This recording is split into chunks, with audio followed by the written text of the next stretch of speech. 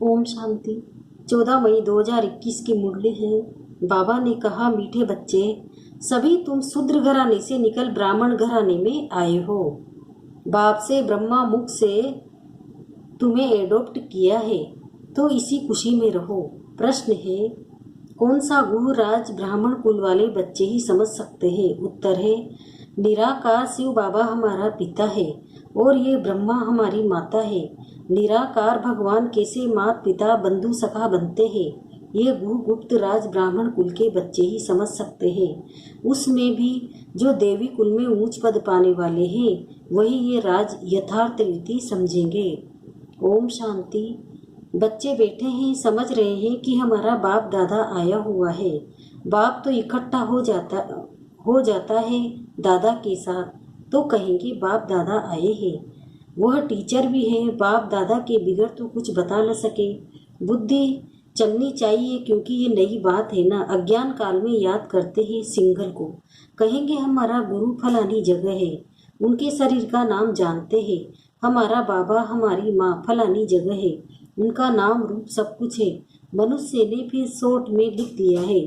मनुष्य ने जो बनाया है उनमें कुछ न कुछ रोग है। बल गायने त्वमेव माताश्च पिता, ये एक के लिए ही गाया जाता है, ब्रह्मा के लिए भी नहीं गाया जाता है। उनका नाम रूप बुद्धि में नहीं आता, न विष्णु का न शंकर का। गाते तो है, तुम मात पिता हम बालक तेरे, तो भी बुद्धि ऊपर में जाएगी। कृष्ण को याद कोई कर न सके, याद फिर भी निराकार को ही करेंगे। उनकी महिमा है तो बाप समझाते हैं। यहाँ जब बैठते हो तो लौकिक संबंध से बुद्धि योग निकाल पारलौकिक बाप को याद करो। इस समय ये सम्मुख है।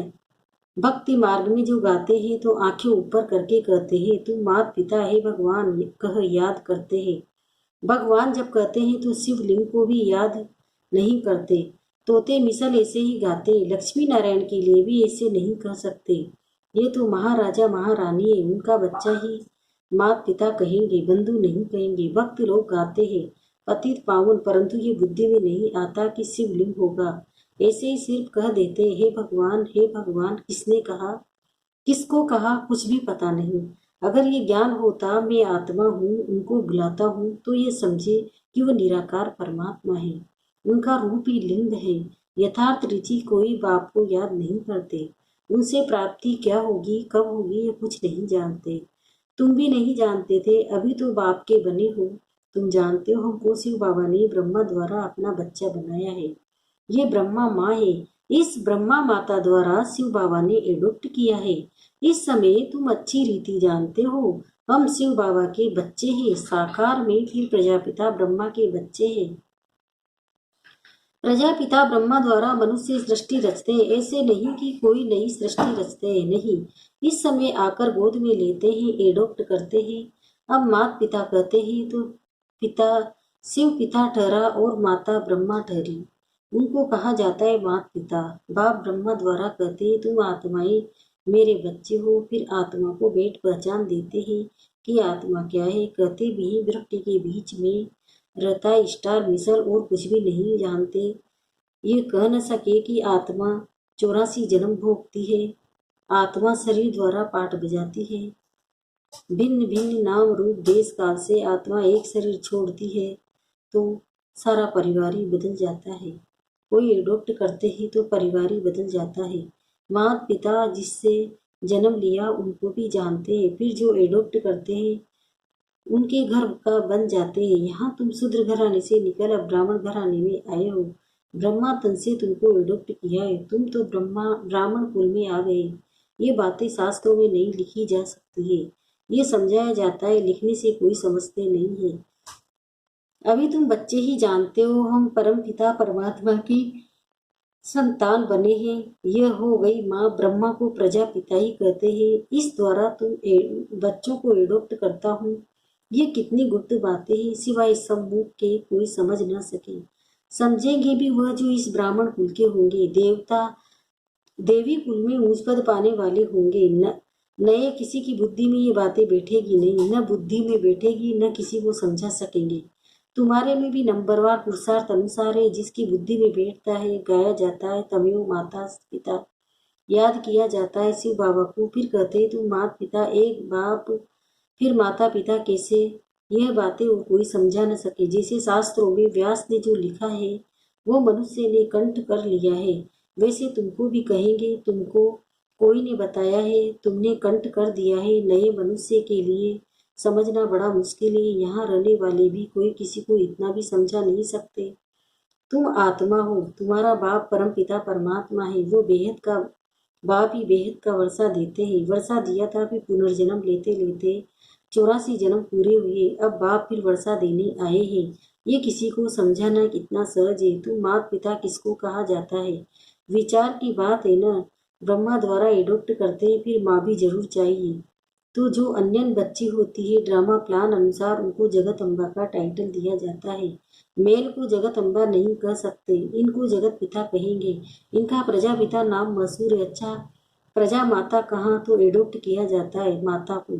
आदि देव तो है, फिर आदि देवी को मुकर्रर किया जाता है। जगत अम्बा तो एक ही है, उनकी ही महिमा है। जगत अम्बा पर कितना मेला लगता है, परंतु उनके ऑक्यूपेशन को कोई नहीं जानते। कलकत्ते में काली का मंदिर है, बॉम्बे में भी जगत अम्बा का मंदिर है। सकल अलग अलग है। जगत अम्बा है कौन, ये कोई नहीं जानते। उनको भी भगवती कहते हैं। अब जगत अम्बा को भगवती नहीं कह सकते, वो तो ब्राह्मणी है, ज्ञान ज्ञानेश्वरी है। उनको बाप से ज्ञान मिला है। तुम सब जगत अम्बा के बच्चे हो। ज्ञान सुनकर फिर सुनाते हो। तुम्हारा धंधा ही ये हुआ।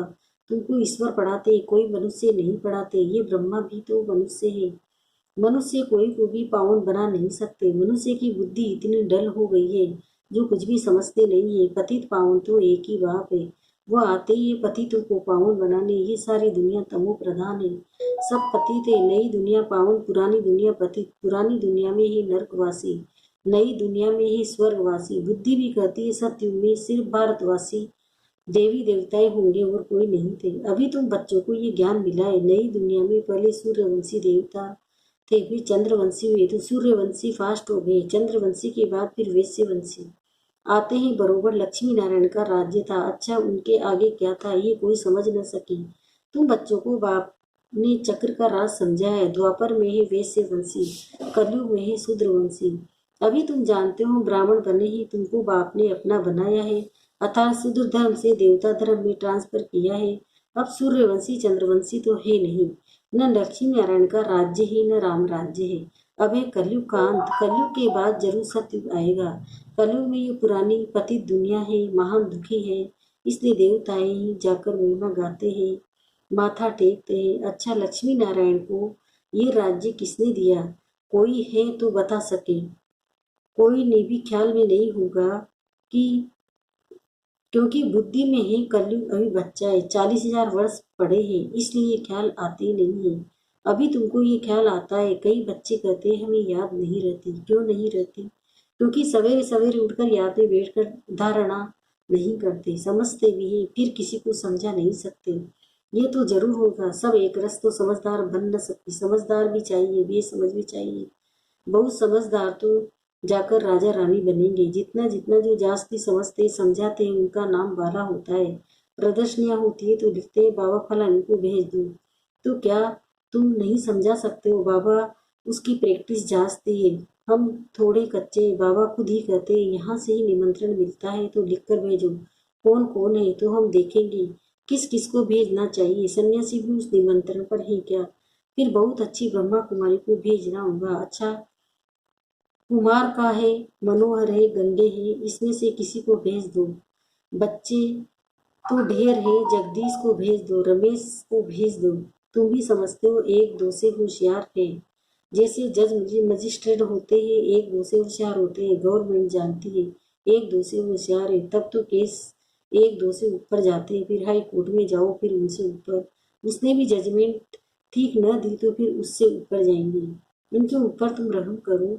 अब ये सब बातें यहाँ होती है, सत्युग त्रेता में होती नहीं है। फिर द्वापर में राजा रानी का राज्य होता है। वहाँ तो महाराजा महारानी ही केस संभालते हैं। केस होंगे भी थोड़े। अभी तो तमो प्रधान पति थे ना, तो बादशाह के बाद केस जाएगा तो थोड़ी सजा दे देते हैं।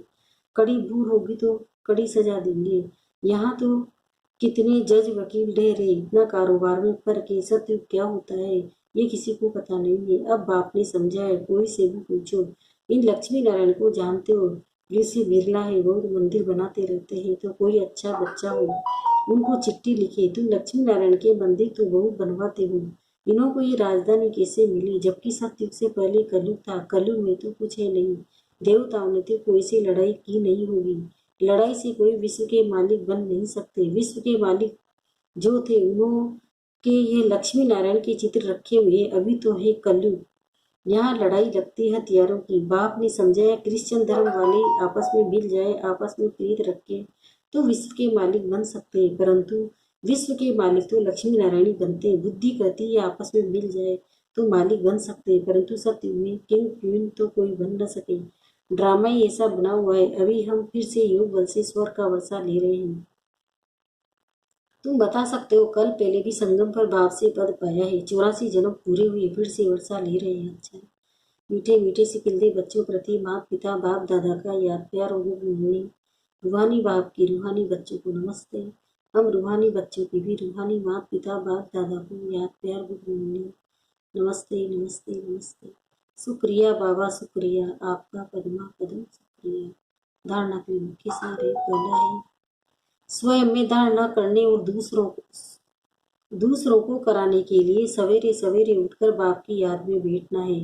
जो समझाए उसे दूसरों को समझाने की प्रैक्टिस करनी है। दूसरा, लौकिक संबंधों से बुद्धि योग निकाल एक पारलौकिक बाप को याद करना है। बाप से जो ज्ञान मिला है वो सुनकर सबको सुनाना है, यही तुम्हारा धंधा है। वरदान, अपनी संपूर्ण स्टेज द्वारा सर्व प्रकार की अधीनता समाप्त करने वाली प्रकृति जीत भव। जब आप अपनी संपूर्ण स्टेज पर स्थित होंगे तो प्रकृति पर भी विजय अर्थात अधिकार का अनुभव होगा। संपूर्ण स्टेज में किसी भी प्रकार की अधीनता नहीं रहती, लेकिन ऐसी संपूर्ण स्टेज बनाने के लिए 3 बातें साथ साथ चाहिए। एक है रूहानियत, दूसरा है रूहा और रहम दिल का गुण। जब ये तीनों बातें प्रत्यक्ष रूप में स्थिति में चेहरे में व कर्म में दिखाई दे, तब कहेंगे अधिकारी व प्रकृति जीत आत्मा भव। स्लोगन है, श्रीमत की लगाम मजबूत है तो मन रूपी घोड़ा भाग नहीं सकता। ओम